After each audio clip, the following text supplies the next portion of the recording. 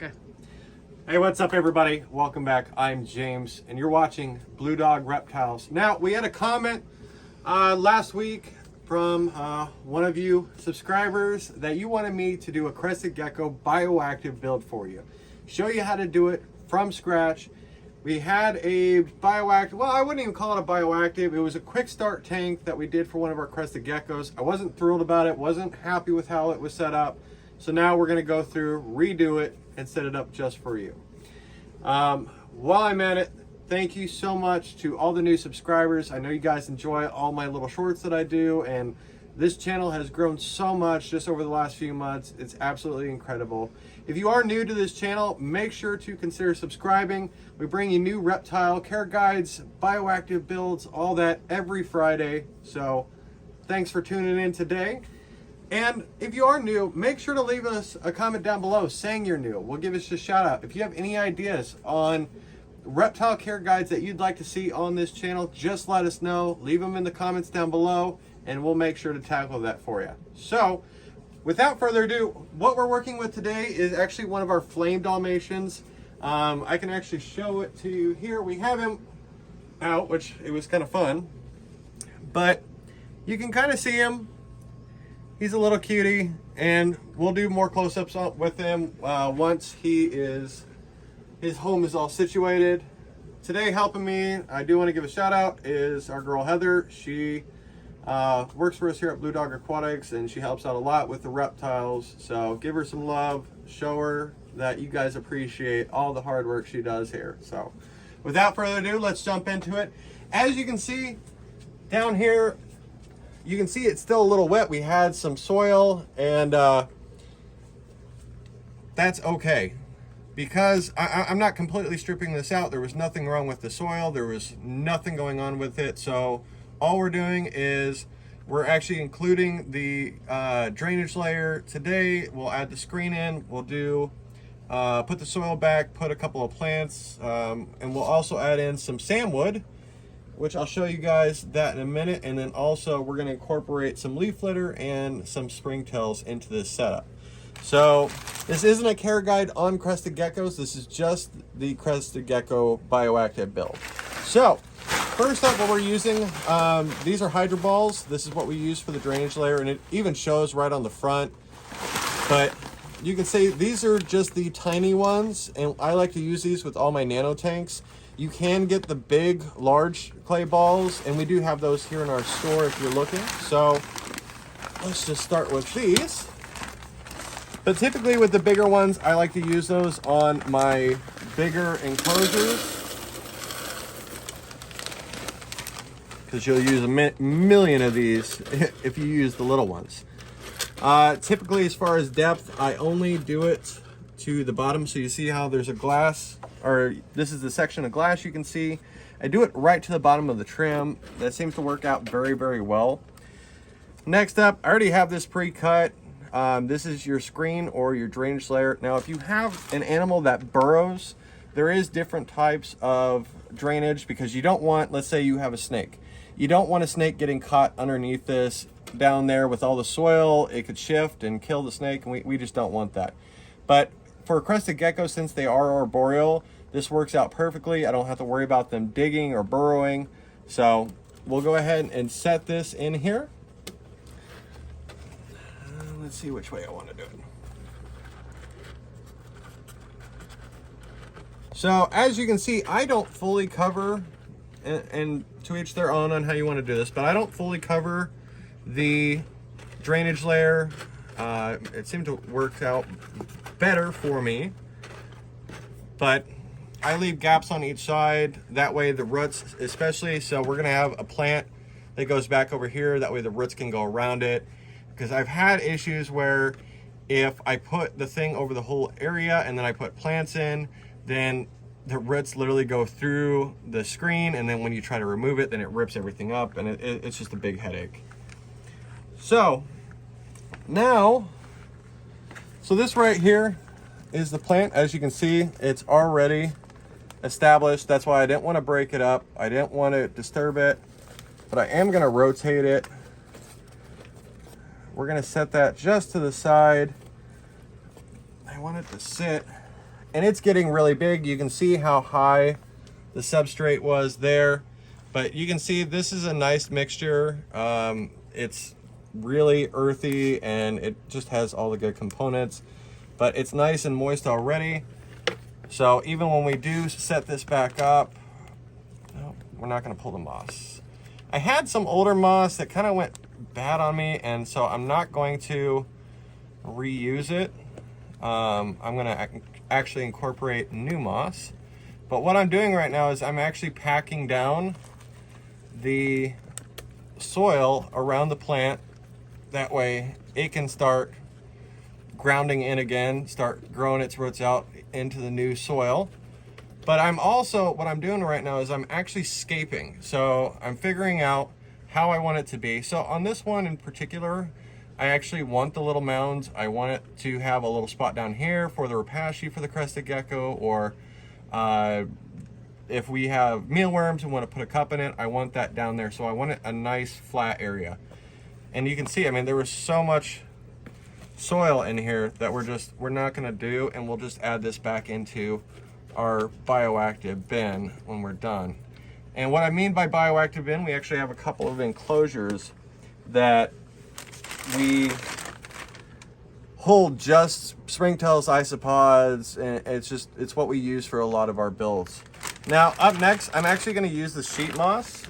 This is actually a really good value. So this is an 8 quart, and you're like, wow, 16 bucks, that's expensive. But what you don't see is there's actually a front layer of sheet moss and a back layer of sheet moss. And I'll actually show you that now. This stuff works really well, especially holding humidity. You don't have the big bulbous like up here in the Crimson Day geckos. You have star polyps and stuff like that. And I just don't like the way that it looks. I like the grass effect, which you can grow this stuff in by seeds. I wouldn't recommend doing it with a reptile in there. Typically you would put the seeds in and then you would crank the humidity way up. So all I'm going to do here is, and you can see, I mean, you can see how much sheet moss is in there. It's absolutely insane. But what I'm going to do now is I'm slowly going to configure. And that's the nice thing about sheet moss too, is you can rip it, tear it, position it to however you want. And you see how this big piece is here, and what we're going to do is we're actually going to break this up, and I'm actually going to take a sliver of this and I'm going to stick it up behind the plant to make sure that the plant holds humidity. And then I'm also going to do one, I know, sorry, my big hands are in the way, but I'm going to do one on the back side of the plant as well.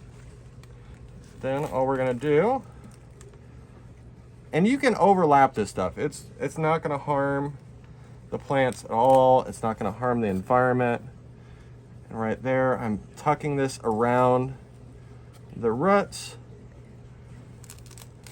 And then we just have one small section right there. So, and you can see it keeps trying to move up on me, and that's because it's dry. And so what we want to do is, when you first put sheet moss in and you're doing a bioactive build, you want to make sure to water it down very well. This is going to help the sheet moss start growing, and then it's also going to, because this is actually a live moss, but we're also incorporating new water into our hydroballs, into the drainage layer. And you'll have to do this when you first start any bioactive tank. You'll have to spray it pretty heavy. Now, before I go crazy with the wood, what we're going to do next, so this is one of our springtail cultures. You see all these little white bugs. There's thousands of them in here, but you see how they're all pulling up in the water? All we're going to do is, I probably should have put this in a cup first, but ice pour them, and you can see them already starting to move around. Now, why I incorporated springtails is because the crested gecko, or the bioactive inhabitants, brings a lot of humidity. And with doing a lot of humidity, and you can see them all just moving around all over the place. But with having high humidity also brings in the case of mold, and we don't want mold growing in our enclosures. And so what prevents that is actually the springtails. The springtails will eat the mold and they will keep your enclosure clean. And eventually they'll move down in the soil. Right now they're kind of just exploring. We got some of them that are trying to escape, but even if these guys escape, they're not going to harm anything. Now this right here is sandwood. It's more of a gritty wood, and I haven't decided what type of or how I want to position this, because I obviously, you know, I work in a store. I want my animal visible. That's why I brought over a couple of different pieces to see how I wanted it set up. I don't like that piece.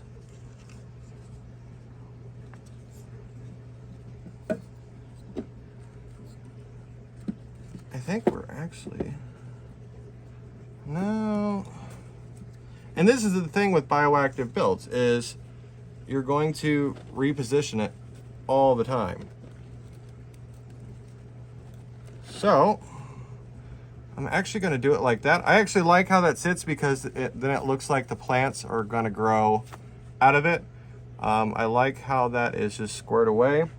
But so we're going to take a walk real quick, because we're going to go check out and grab some leaves. Now I'm going to set those down. Now this is our bioactive bin, or one of them. I can move them back. You see all the isopods running away? They're all over the place. Now I'm not going to put isopods in the bioactive bin or in this new Crested Gecko's enclosure, just because the Crested Gecko is going to eat them, which isn't a problem if it's a larger enclosure, if it's an adult, because as these guys reproduce, if it picks off one or two, it's not a big deal. But what we are doing is we're going to grab a couple of pieces of leaves just to make it look natural. And you're like, well, those are maple leaves. How are you using those? Well, anytime you have leaves, let's say they're from your yard or wherever, you need to treat them, because out in the yard, these could have pesticides, they could have bugs, they could have all kinds of stuff on them. So what we do with these is we'll actually boil them. You heard that right, boil them. And then once they're done boiling, and I can do a whole video on that, we'll lay them out on a sheet, let them dry, and then we bring them in and start using them on our enclosures. But give it just a little bit of texture, make it look like a natural environment. We actually might rip this up a little bit. But the springtails are also going to eat on the leaves. That's also why I'm including them in here. All right, we're just going to do a small piece. Now we already have the rapashi made up for this Crested Gecko. So look, just like we wanted to accomplish, I made that flat area so we can set food and all that for it.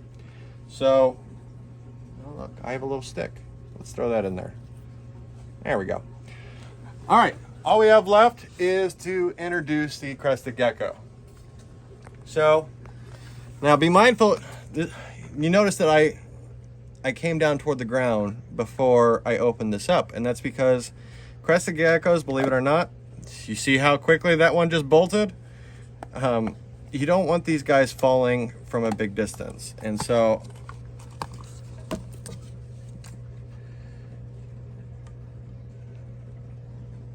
boop, and we're just going to poke him in, and then he's going to go and check it out. We'll get some close-ups on him. But I absolutely love these Crested Geckos. And oh, sorry, my finger got in there. Tell us what you think of this new bioactive build. I think this one here likes it a lot. It's like, oh, what's all this freedom? No, don't.